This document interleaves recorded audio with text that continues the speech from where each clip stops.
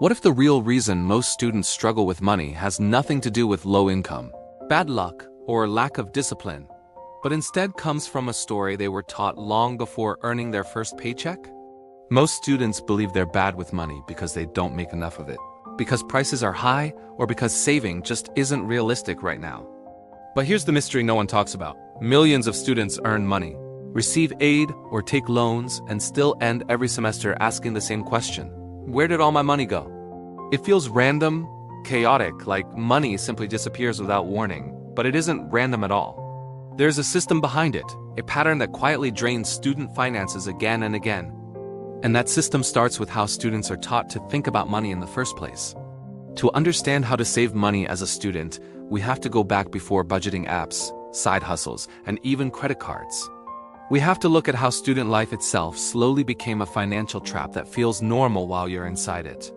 For most of history, students weren't seen as consumers. Education was smaller, local, and often tied to apprenticeships or community systems. Costs were lower, expectations were simpler, and debt was rare. Money wasn't something students constantly worried about because there wasn't a massive system designed to extract it from them. That changed when higher education expanded and became a large-scale industry. Universities grew, banks entered the picture, and students became a predictable market. Student loans were normalized, credit cards were marketed directly on campuses, and debt became routine. Living expenses were split into categories that could all be billed separately. Housing, food, books, transportation, entertainment, and convenience became individual transactions. And with that shift came a powerful belief that quietly reshaped student behavior. This is temporary. Don't worry about money now. Students were told that real life starts later and adulthood will fix everything. Financial stress during school was framed as normal and unavoidable. That single idea changed how students spend, save, and think. Why be careful with money if the future promises more? Why save aggressively if graduation is supposed to solve everything? Money stopped being something to manage and became something to survive until later.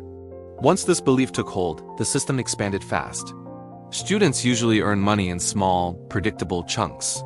A paycheck every 2 weeks, a loan disbursement once per semester, a scholarship refund. But expenses are anything but predictable. Books spike at the start of term, social spending rises on weekends, and emergencies appear without warning. This mismatch creates a dangerous illusion that money is abundant when it first arrives. And when money feels abundant, spending increases. Modern convenience makes this problem worse. Food delivery, ride-sharing, subscriptions, and buy now pay later remove friction from spending. Each swipe feels harmless, each tap hides the real cost. Nothing feels expensive in the moment because consequences are delayed. Then social normalization locks the system in place. When everyone around you is broke, overspending feels normal. When financial stress becomes a joke, it stops feeling urgent. When debt is framed as inevitable, resistance feels pointless. Students don't just spend money, they absorb spending culture. And culture is far stronger than numbers on a spreadsheet. Eventually, every system reaches a breaking point. For students, it often arrives quietly. The bank balance hits 0 weeks too early. Credit card debt grows slowly until it suddenly feels heavy. An emergency expense appears with no buffer. Financial stress begins affecting sleep, focus, and academic performance. This is the moment when the myth collapses. The promise that everything gets better after graduation doesn't arrive when you need it most. Bills don't pause, interest doesn't care, and life keeps moving. Here's the truth most students learn too late. Bad money habits compound faster than student income ever will. Saving suddenly feels urgent, but also impossible. Panic replaces planning, and survival replaces stability. This is where most financial advice fails students. Budgeting assumes stable income and predictable expenses, which student life rarely offers. When budgets break, students blame themselves instead of the system. Cutting small pleasures feels punishing and leads to burnout. Getting another job often trades health and focus for income that disappears just as fast.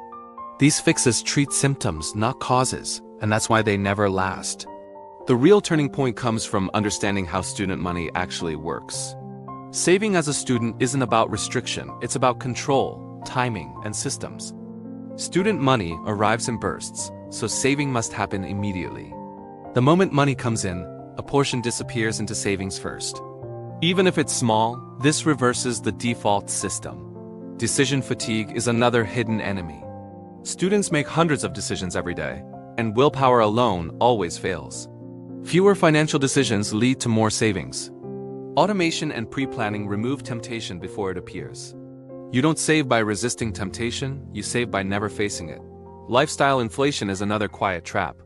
Students often increase lifestyle before income rises. Choosing artificial scarcity creates breathing room. Not forever, just long enough to build momentum. Scarcity forces creativity, and creativity saves money. This matters more now than ever before. Student costs rise faster than wages, and debt loads are heavier. Spending tools are more seductive and invisible than ever. The same patterns trapping students now trap adults later. Student life isn't practice, it's the blueprint. Habits formed here don't disappear after graduation, they scale. Those who save early gain massive advantage later. Those who don't often spend years undoing damage they never saw coming. Real saving starts with a small buffer, not a massive goal. 1 month of expenses changes everything. Identity-based spending decisions last longer than motivation. Time is the student's greatest financial advantage. When used intentionally, time can outperform money. Saving as a student isn't about perfection, it's about breaking default systems. Your financial future doesn't start after graduation, it starts with the next dollar you touch.